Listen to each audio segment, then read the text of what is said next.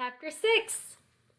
I spent a lot of time that summer at the Herman W. Block Memorial Library. The Herman W. Block Memorial Library sounds like it would be a big, fancy place, but it's not. It's just a little old house full of books, and Miss Franny Block is in charge of them all. She is a very small, very old woman with short gray hair, and she was the first friend I made in Naomi. It all started with Winn-Dixie not liking it when I went into the library because he couldn't go inside too. But I showed him how he could stand up on his hind legs and look in the window and see me in there selecting my books. And he was okay as long as he could see me.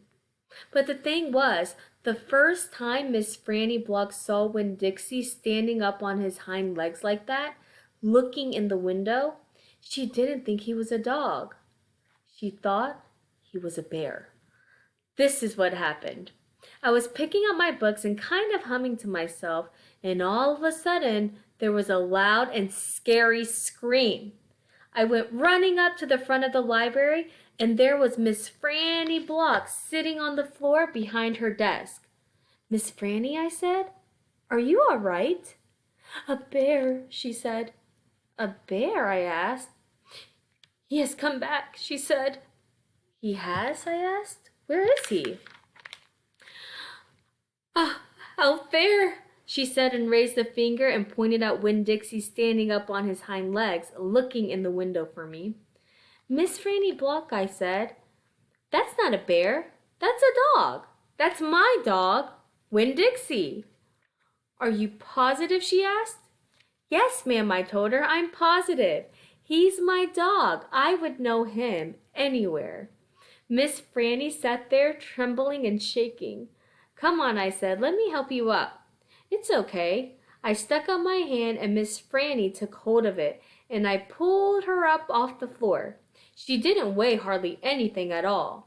Once she was standing on her feet, she started acting all embarrassed, saying how I must think she was a silly old lady mistaking a dog for a bear, but that she had a bad experience with a bear coming into the Herman W. Block Memorial Library a long time ago, and she never had gotten quite over it. "When did that happen?" I asked her. "Well," said Miss Franny, "it is a very long time ago." "That's okay," I told her. "I am like my mama in that I like to be told stories. But before you start telling it, can Winn-Dixie come in and listen too? He gets lonely without me." "Well, I don't know," said Miss Franny. "Dogs are not allowed in the Herman W. Block Memorial Library." "He'll be good," I told her. "He's a dog who goes to church," and before she could say yes or no, I went outside and got Winn-Dixie, and he came in and lay down with a humph and a sigh right at Miss Franny's feet. She looked down at him and said, "He most certainly is a large dog." "Yes, ma'am," I told her. "He has a large heart, too." "Well," Miss Franny said. She bent over and gave Winn-Dixie a pat on the head, and Winn-Dixie wagged his tail back and forth and snuffled his nose on her little old lady feet. Let me get a chair and sit down so I can tell this story properly.